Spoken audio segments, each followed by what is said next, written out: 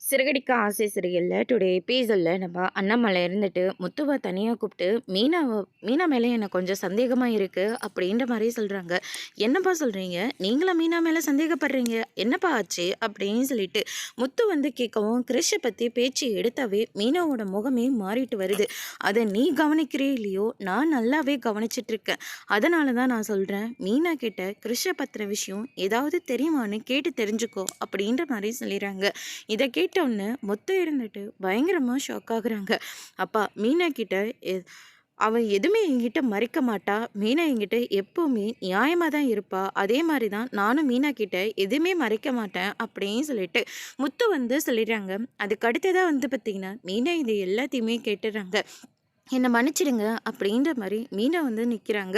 முத்துவும் அண்ணாமலையும் பயங்கரமாக ஷாக் ஆகுறாங்க. என்னாச்சு மீனா, நீ ஏன் மன்னிப்பு கேட்கணும் அப்படின்னு சொல்லிட்டு கேட்கவும், நீங்கள் நினைக்கிற மாதிரி நான் ஒன்றும் உங்ககிட்ட எல்லா விஷயத்தையும் சொல்லலை. ஒரு பெரிய விஷயத்த நான் மறைச்சி வச்சுருக்கேன். அதுவும் இந்த குடும்பம் நல்லதுக்காக மட்டும்தான் நான் மறைச்சி வச்சுருக்கேன். ஏற்கனவே இப்போ தான் இந்த குடும்பத்தில் ஒரு அலை ஓடி இருக்குது. மறுபடியும் ஒரு புயல் வர்றதுக்காக நான் விட மாட்டேங்க. அதுக்காக தான் ஒரு விஷயத்த நான் மறைச்சி வச்சுருக்கேன் சொல்லிட்டு இருக்காங்க. இதை கேட்டோன்னு முத்து வந்து பயங்கரமாக ஷாக் ஆகுறாங்க. மீனா என்ன சொல்கிறா? ஆமாங்க, தயவு செஞ்சு இப்போதைக்கு என்கிட்ட எந்த ஒரு விஷயத்தையும் கேட்காதீங்க அப்படின்ற மாதிரி சொல்கிறாங்க. இது எல்லாத்தையுமே ரோகிணியும் கேட்டுடுறாங்க.